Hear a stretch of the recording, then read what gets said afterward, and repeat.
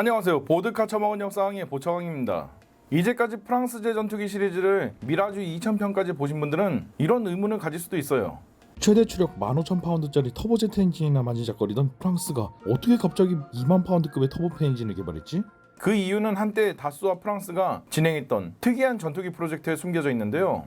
2차 세계대전이 종료되자 전 세계는 또다시 자유진영과 공산진영으로 나누어가지고 서로 반목하기 시작했습니다. 당시 프랑스는 소련군의 폭격기가 기습적으로 프랑스로 침공에 들어와서 핵폭탄을 떨구고 갈 수 있다는 두려움에 떨어야 됐었습니다. 그래서 이때부터 프랑스는 고속의 요격기에 집착을 하게 되었는데요. 이 때문에 1950년대에는 무려 마하 3의 속도를 가진 슈페르 그리퐁 전투기를 개발해서 배치하려고까지 했었죠. 자세한 사항은 슈페르 그리퐁 편 영상을 보고 오시면 이해가 빠르실 겁니다. 그러나 슈페르 그리퐁이 장비할 예정이었던 복합 사이클 엔진에는 많은 문제가 숨겨져 있었습니다. 너무 크고 거대한 엔진에 비해서 이거를 마하 1.3까지 터보제트 엔진 모드로 가속을 시켜줘야만 램제트 엔진을 킬 수가 있다 보니까 연료나 무장을 적게 탑재해야 됐었습니다. 결국 프로젝트가 자초되었고 프랑스는 시무룩하게 되었는데요. 이때 프랑스 주변을 다 둘러보니 다른 나라들은 이미 마하 3급의 전투기나 폭격기들을 갖다가 개발을 시작해서 프랑스를 앞질러 가려고 하고 있었습니다. 영국은 아브로 730이라고 하는 마하 3급의 전략 폭격기를 개발하려고 하고 있었고요. 미국도 레이피어 전투기라는 마하 3급의 전투기와 발키리라고 하는 마하 3급의 폭격기를 개발하려고 하고 있었죠.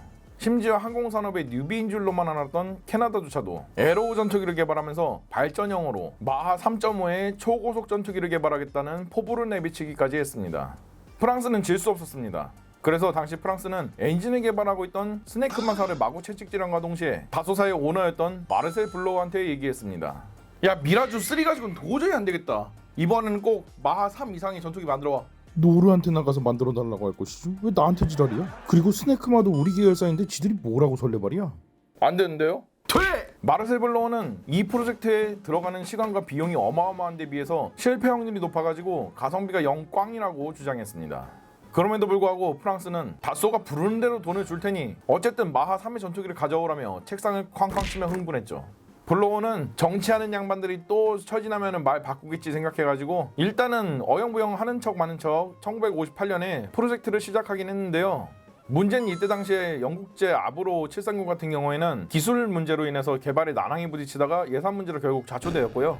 캐나다도 에로우 전투기를 갖다가 디펜베이커 총리가 호로록 해먹으면서 마하 3.5짜리 초고속 요격 전투기가 나오는 일은 없어지게 되었죠.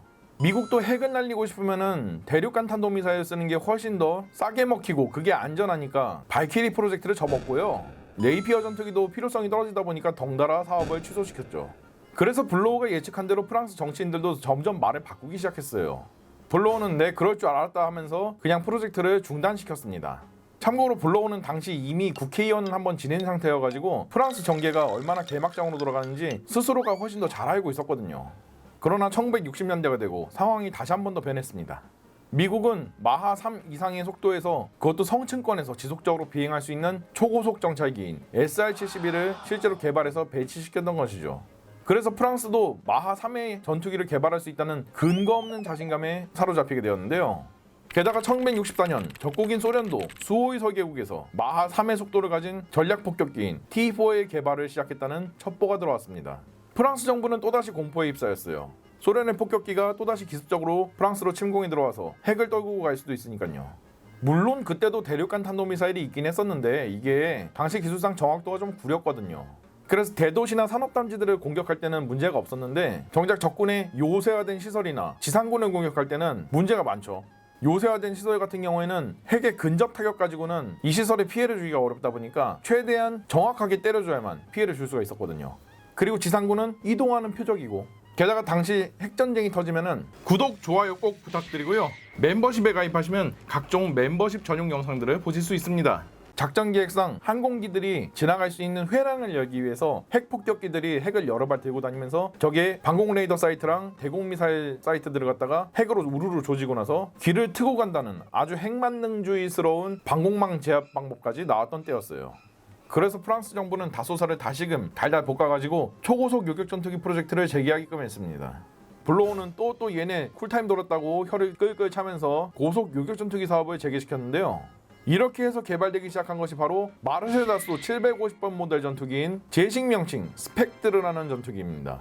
이 생긴 거를 보면 아시겠지만 미그 25랑 미라주 3를 갖다가 적당하게 짬뽕에 넣은 듯한 모습이죠. 이 날개는 미라주 3처럼 고속에서 장점을 가지는 삼각날개 방식인데, 공기흡입구는 기존처럼 고속에서 충격파를 상쇄하려고 쇼크콘을 단 모양이 아니라 미그 25처럼 널찍한 사각형의 공기흡입구를 가지고 있죠.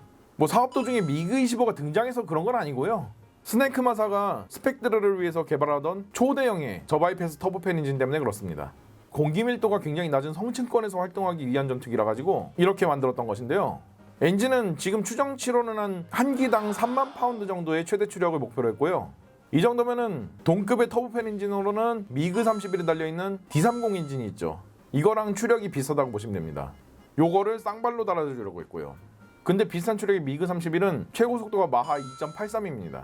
근데 스펙들의 목표 속도는 마하 3.5였어요. 그래서 이 추력으로 어떻게 마하 3.5를 낼 수 있냐고 그렇게 의문을 가지시는 분들도 많은데, 미그 31 같은 경우에는 단순 요격 전투기가 아니라 광역 방공 전투기의 개념으로 나온 물건입니다. 그래서 넓은 커버리지를 자랑하기 위해서 연료도 엄청 많이 들어가요. 그래서 이 추력에 비해서 속도가 그렇게까지밖에 안 나오는 거예요. 하지만 스펙트르 같은 경우에는 추력에 비해서 무게와 크기를 작게 만들었기 때문에, 그리고 고속에서 이점을 가지는 삼각날개를 가졌기 때문에 마하 3.5를 충분히 낼 수가 있었던 것입니다. 그럼 왜 터보팬 엔진으로 개발했나? 터보제트 엔진도 이제 막 만들던 스네이크 마사가 갑자기 터보팬 엔진 개발로 선회한 이유가 결국은 항속거리 때문입니다. 터보제트 엔진에 비해서 터보팬 엔진이 훨씬 더 연비가 좋기 때문이죠. 게다가 미국과 티타늄 합금을 안정적으로 공급받기로 협상이 타결되어져 가지고 고열과 고압을 견딜 수 있는 티타늄 합금을 대량으로 채용할 수도 있었죠. 이 덕분에 스펙트르 전투기는 고도 16km 기준 마하 3.2의 속도로 10분간 순항 비행을 할 수 있습니다. 또한 상승력도 좋아가지고 목표 고도인 16km 상공까지 불과 5분이면 도달이 가능했죠. 레이더는 완벽한 룩다운과 슛다운 능력을 가지는 대형 레이더를 목표로 했고요. 여기서는 당시 미라주 F1에서 사용될 예정이었던 슈페르 530F 중거리 공대공 미사일을 사용할 예정이었습니다. 이게 좀 무거운 미사일인데도 불구하고 3발이나 장착할 수 있었어요. 참고로 슈페르 530F 미사일 같은 경우에는 속도는 마하 4.5로 엄청나게 빨라가지고 일격일탈 전술로는 굉장히 좋은데 사거리가 25km밖에 안 돼가지고 이 욕을 좀 먹었던 물건이거든요. 하지만 스펙트르에서 쓰면은 이야기가 달라집니다. 고도 16km 기준 마하 3.5의 속도로 스펙트르 전투기에서 이 슈페르 530F를 던지면은 거의 최대 사거리가 한 100km 가량 나와요. 이렇게 개발이 순항되고 있던 스펙트르 전투기는 복병을 만나게 되었습니다. 1966년 프랑스의 드골 대통령은 나토에서 기습 탈퇴하고 프랑스는 프랑스 스스로가 지키겠다며 선언해버렸죠. 드골 대통령 같은 경우에는 나토의 본부가 프랑스 파리에 있고 또 대소련 전선에서 프랑스가 굉장히 중요한 역할을 맡고 있는데도 불구하고 모든 의사결정은 미국과 영국이 다 하는 걸 보고 나서 이 나토 질서에 대한 회의감이 굉장히 많았던 상태였거든요. 그러나 이 조치로 인해서 프랑스의 국제적인 입지가 흔들리기 시작했고요. 1967년에는 영국이 유럽 경제 공동체 즉 EEC 가입을 신청했는데 여기에 드골 대통령이 대놓고 영국을 미국 짜발이라고 하면서 디스해버리고 가입을 거절한 상황이 벌어졌죠. 그래서 국제적인 입지가 흔들리는 와중에 영국이랑 경제적으로 척을 져버리니까 결국 프랑스에도 갑작스러운 불황이 찾아왔고요. 1968년에는 신자파 세력이 대대적으로 봉기를 일으키면서 6.8혁명이 발발하자 프랑스라는 나라 자체가 혼수 상태에 빠지게 되었습니다. 이 상황에서 프랑스가 스스로 소련으로부터 살아남으려는 핵전력을 육성해야 되다 보니까 국방비 중에서 많은 수를 핵전력 유지와 개발에 쏟아부어야 됐었고 당연히 재래식 전력에 투자해야 될 돈은 쪼들리게 되었죠. 그래도 프랑스군은 이 프로젝트에 들어간 천문학적인 개발비를 매몰 처리할 수는 없으니까 다소사한테 양산형 기체가 나오면은 얼마까지 해줄 수 있냐고 물어보게 되었습니다. 그리고 불러오는 한숨 쉬면서 현재 가치로 대당 4천억 원을 불렀죠. 프랑스는 그만 정신을 잃고야 말았습니다. 1971년 프랑스 정부는 해당 프로젝트의 공식적인 중단을 선언했습니다. 그래도 이 프로젝트가 남긴 유산은 미라주 2000으로 이어졌습니다. 스네이크만은 이때 저바이패스 터보팬 엔진 기술을 축적할 수가 있어가지고 향후 미라주 2000에 장착되는 M535 엔진을 개발하게 되었죠. 기존에 개발하던 초대형 저바이패스 터보팬 엔진을 갖다가 현실적인 사이즈로 축소를 해가지고 만든 엔진이었고요. 최대 추력은 19,000파운드가 나오는 꽤 쓸만한 엔진이었습니다. 그리고 연비도 좋았고요. 당시 개발되던 초대형 레이더에 들어간 기술들도 역시 축소형으로 구현이 되어져가지고 미라주 2000에 들어간 RDM 레이더가 탄생할 수가 있게 되었습니다. 자고로 뭐든지 만들어 봐야만 실력이 느는 법입니다.